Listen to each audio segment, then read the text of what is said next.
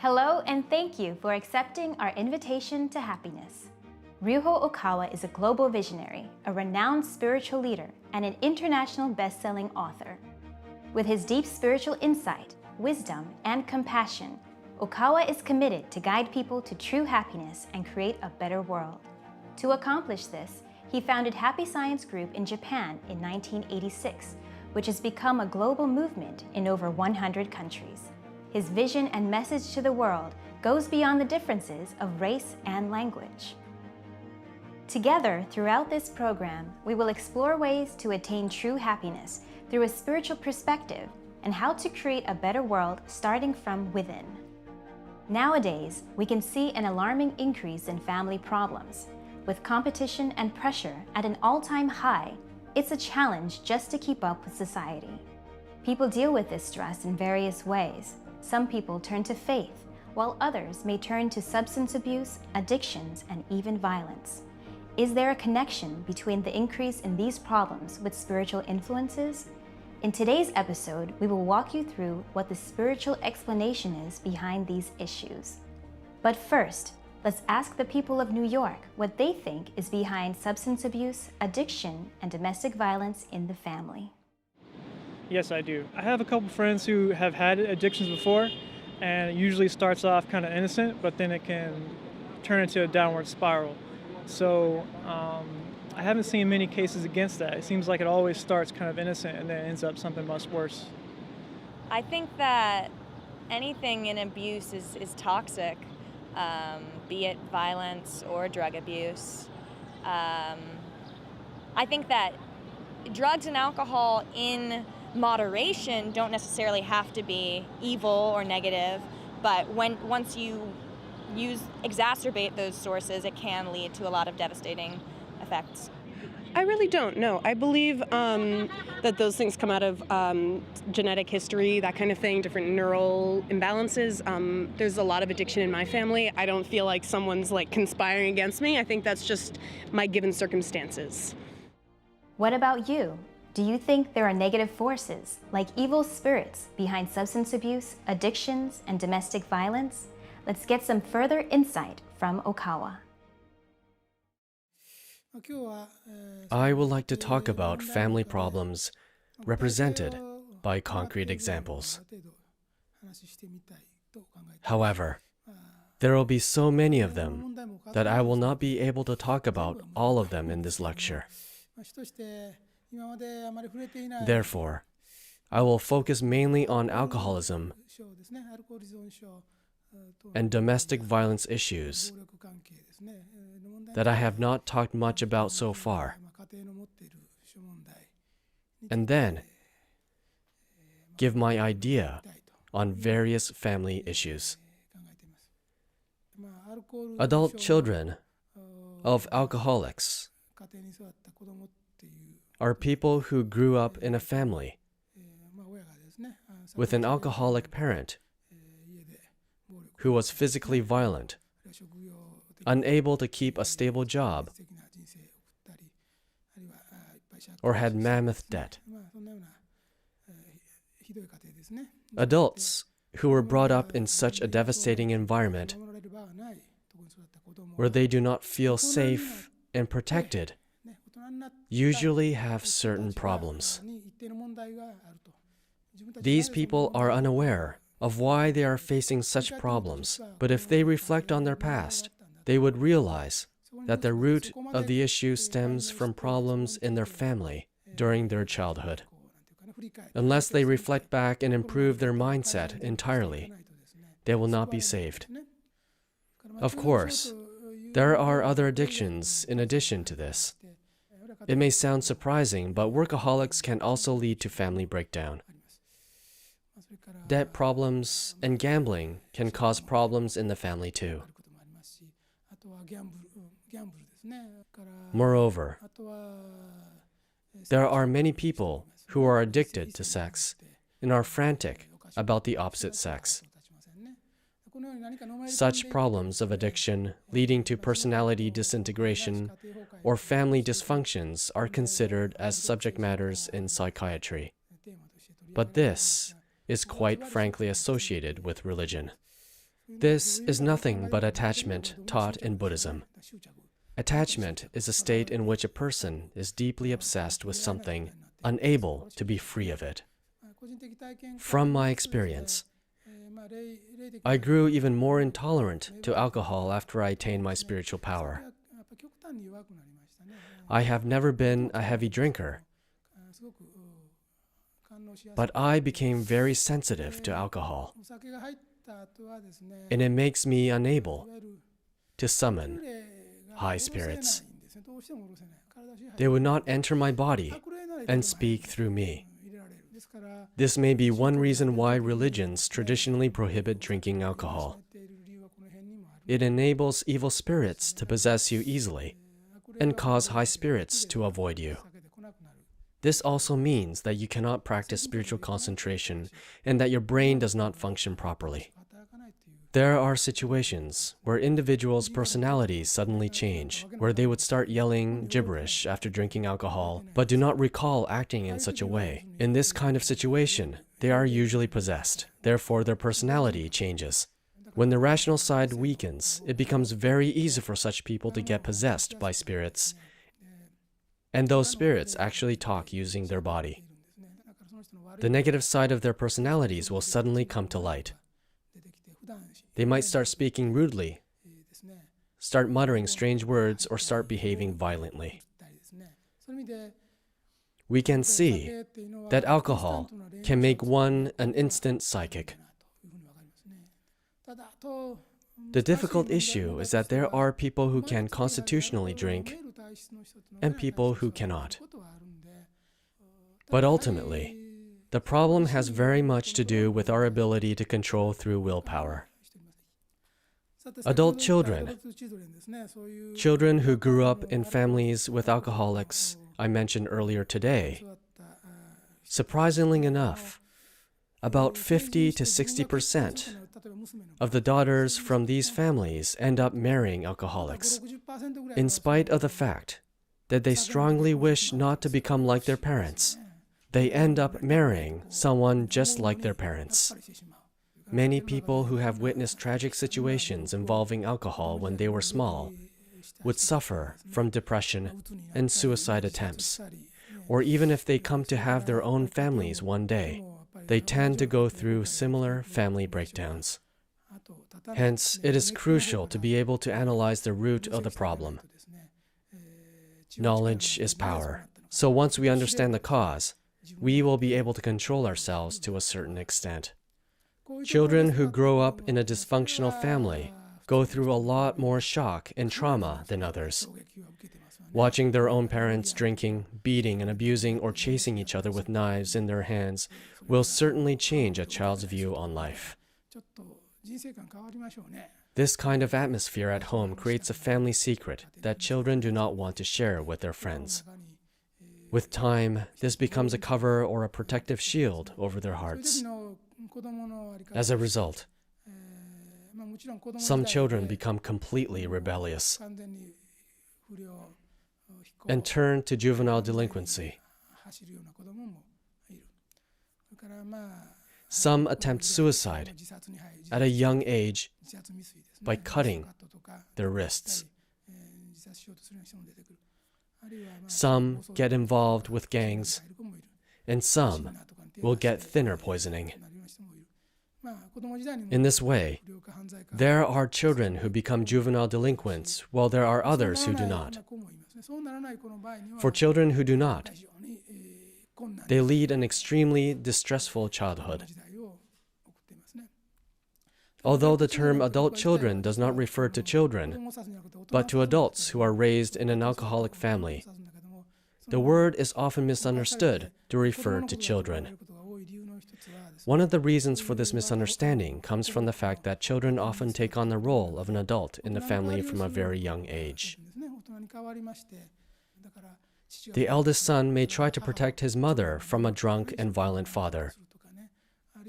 Or the eldest daughter may try to be the peacemaker when the mother's drunkenness causes continual fighting with the father. They spend an exhausting childhood full of worries. There are cases where the highly responsible child will make heroic efforts to support the family, while there are other cases in which a child becomes a mediator or a peacemaker. There are also those who act as clowns. These children will attempt to use humor or try to be funny to create a buffer by making the family laugh. On the other hand, another type of child becomes completely detached or apathetic. Children take various countermeasures to survive in a collapsing family.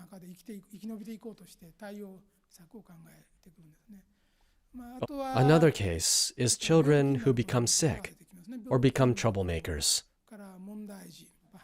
By committing a crime or taking negative actions, they try to attract their parents' attention and patch up the breakdown in the family. Children raised in dysfunctional families have such extreme life experiences compared to other children. For this reason, they will either push themselves so hard to be like heroes or feel beaten early in life and have a deep sense of failure. Both are possible. People raised in such dysfunctional households have deep emotional wounds. Those wounds manifest in their adulthood and cause many problems. The root of these problems lie in their childhood, so unless they confront the roots, their issues will never be resolved completely. Other than alcoholism and domestic violence, there are many reports of sexual abuse within the home. A person who commits numerous acts of violence and sexual abuse is most likely to be possessed by many different evil spirits. They are becoming utterly insane. Generally speaking, our families and the schools we attend nurtures us. The influence from each is probably about 50-50. Knowledge, career training, and technical skills are mostly acquired at school. In regard to the view of life, it is established at home. Children learn by watching their parents. Hence, if children are raised in a sexually abusive home, they will feel extremely negative and pessimistic towards marriage itself. Even after marriage, they do not know what to do as a parent. One thing they know what to do is not to be like their parents. In case of a daughter who was raised in a dysfunctional home, she would have trouble knowing how to be a mother when she has her own child. It has been reported that some will repeatedly ask her child, "Do you love me?" They do not know how to behave like an adult or how to become a good parent. They lack confidence because they had no model that served as their teacher. The underlying reason for these problems is caused by spiritual possession within the family. This is an area that the doctors cannot fix. Firstly, it cannot be solved unless one's view on life is rebuilt in accordance with Buddha's truth. Since our actions are something that stem from our knowledge and thoughts, only trying to fix and change the action itself will be a struggle. It's impossible. The first step is to gain the right view of life. As you can see, a lot of the problems we faced in our adolescence are similar to the problems we face now. Dealing with unresolved and unhealed wounds with addictions and violence only makes us all the more vulnerable to negative spiritual influences. However, not only can we regain the control of our lives, but we have the power to rebuild it. Having an understanding in spiritual truth will not only help to protect our families against negativity, but it changes the way we see, think, and feel about our past. Our behaviors change when our mindset changes. Let's hear more about living a life of spiritual truth from Okawa. In addition, some parents have a strong desire to control their children. They feel this way because they gave birth to those children. These children who have controlling parents also become adult children. Children who do not have a safe space within their homes and who were raised in a dysfunctional family become adult children. Therefore, researchers on the term adult children has been expanded to include not only those who were raised by alcoholic parents, but also adults who were raised in dysfunctional families without a place where they felt safe.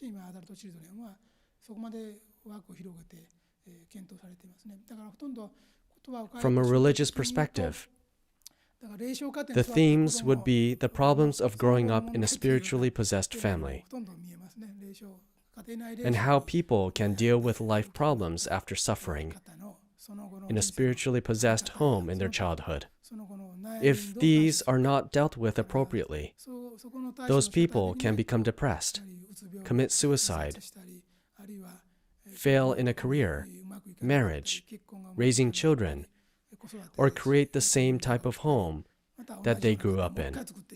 This situation of recreating the past seems to be occurring continuously. From a spiritual perspective, there are also cases where children inherit the evil spirits that possess their parents.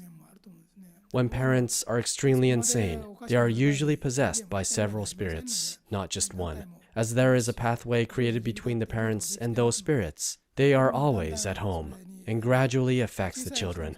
If children are displaying extreme behavior such as criminal acts, violence, or using abusive language from a young age, there is a possibility that they already inherited the possessing spirits from their parents. As a matter of course, such children will not be able to have a normal, healthy lives when they grow up. If they are possessed, they will tend to marry people who are possessed by the same type of evil spirits. There may even be cases where people are guided into marriage not by their guardian spirits, but by evil spirits. Sadly, they become attracted to those who have the same destructive tendencies as their parents. I have heard that tendencies of carnal desire and lust are also hereditary, but this is also spiritually passed down from generation to generation. In this regard, there are many families that are colonized and stationed by evil spirits. Ultimately, the only way to solve these problems is to receive the higher power and help from God or Buddha in heaven. Such power can become an opportunity for us to get back on the right track. People wish to be helped, wanting and waiting to be saved, but they have already developed so much distrust towards other people that everybody seems wicked. Hence, I believe we all essentially need to combat this with faith. If we are able to connect with high spirits of greater power through faith, our guardian spirits can finally return to our home and give us guidance. Along with the issue of adult children, the problem of depersonalization often occurs in those who grew up in dysfunctional families. Depersonalization is a state where you are detached from yourself, looking at yourself from outside of your own body, and no longer feeling as if you are yourself. This feeling does not subside even if they become adults. These people feel as if they are watching themselves from afar, like watching a scene in a movie, although they are being physically abused. To me, this makes a lot of sense. The human body and the soul are connected by a silver cord, and they are usually united as one. However, in a family where evil spirits have been continuously possessing its members, oftentimes, various spiritual possessions are going on as well. For this reason, a person's soul can be thrown out of the physical body. The soul will leave the body, and other spirits will enter it. People who grew up in dysfunctional families tend to have a very low self-image. They tend to be self-abusive and lack confidence in anything they do. They also have the tendency to become easily depressed, experience more failure, and easily lose the motivation to bounce back from difficulties. The first thing to do to combat the problem here is to establish firm faith. This is rather similar to signing a contract with a security company. Faith is a type of contract stating that you are on the side of Buddha, God, and high spirits. Through this, you will have strong defenders. This is why establishing faith is the first thing the members of dysfunctional families should do. The next step, needless to say, is to explore the right way of thinking based on Buddha's truth. Practicing the exploration of the right mind is a crucial necessity. In a dysfunctional family, right views on life has been lost and the parents are unable to teach these right views. On a basic level, these people have usually developed great distrust towards others. Hence, first and foremost, it is important to regain the right view.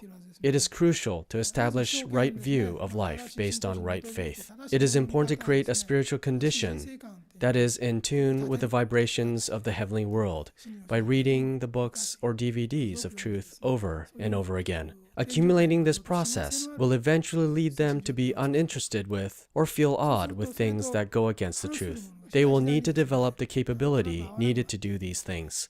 The first thing to do in rebuilding their lives is to establish the right view and to reflect on their past. Religiously speaking, one can rebuild his or her life by simply taking another look and reconsidering one's life purpose and mission based on the spiritual view of life or religious perspective of happy science. Why were you born into this type of family? There has to be some assignment you were given here.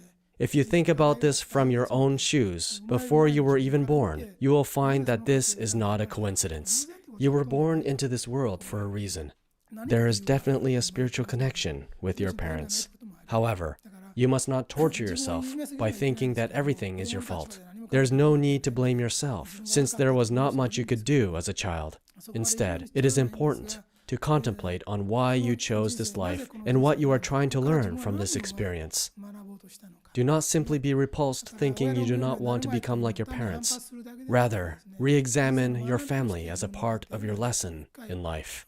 By having a spiritual view of life and through studying the truth enough, you will be able to establish a home totally different from that of your parents. If they see that you're raising your children in a different way and creating a different parent-child relationship, your parents will start reflecting on themselves. Self-reflection practiced before death has tremendous effect, and it is 10 times more effective. This is because self-reflection while still alive is very difficult to do. Self-reflection after death usually takes 10 times longer than it is done when alive. If your parents are able to practice it or enter the path of truth while they are alive, the spiritual merit will be immense. Rather, we need to think of accepting the dark parts of life and transform them and change them into light. It is much better to think this way. In order to break away from the vicious cycle of negative spiritual possession, we need to establish faith in God. This is like signing a contract with a home security company. You'll be monitored and protected around the clock. There is not one evil spirit that can withstand God. Therefore, becoming one with God is the most important step in rebuilding your life. Once you are connected with the higher power through faith, you can renew your self-confidence and open a new path in life. Life is an eternal training ground full of lessons to be learned. And even if we aren't blessed with perfect parents, there is always something to be grateful for. We can thank them for being great teachers, teaching us vital lessons and preparing us for the world. Just like day and night, life has both times of light and darkness. Although we can't erase the darkness, we can certainly embrace it with light. Please remember that there is no night without dawn. At Happy Science, you can listen to Okawa's other lectures related to today's topic. We also offer ritual prayers such as prayer for exorcising evil spirits, prayer for harmony at home, prayer for raising children, and others. We are here to support you in attaining happiness in life.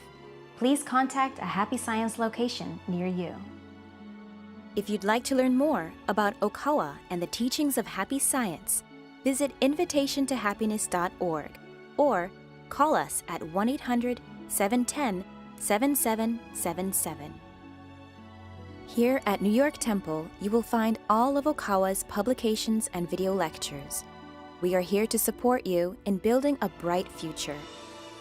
Come join us for weekly Sunday workshops and weekday guided meditation sessions. Your happiness is our mission. For more information on upcoming events, go to invitationtohappiness.org or call us at 1-800-710-7777. Once again, thank you for accepting our invitation to happiness. Join us next week as we continue on our journey to happiness with the topic, How to Achieve True Success. See you next time. We are all searching for answers to life's questions. The Laws of the Sun is an uplifting guide to spiritual awakening. Self-discovery begins with every page.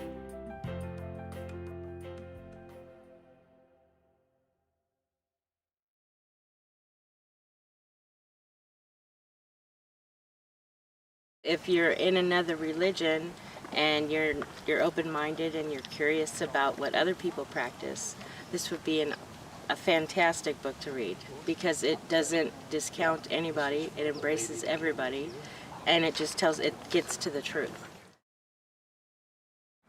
My favorite part of the book was the discussion on love, the different levels of love and how to give and receive love properly. And it releases and enlightens you, because even sometimes you don't realize that when you're loving someone, you know, there's a part of you that expects something back in a subconscious way, and it kind of opened my eyes to that isn't the right way to look at love. And so it just kind of, oh, okay, so it just removed all the animosity, or if you're ever bothered by, oh, well, I did that and someone else didn't reciprocate, well, it doesn't matter anymore. It's real easy to get past that wanting anything in return, which is the true meaning of love that he's trying to express and teach. If you like answers to your life questions that are most mystical, you will love The Laws of the Sun.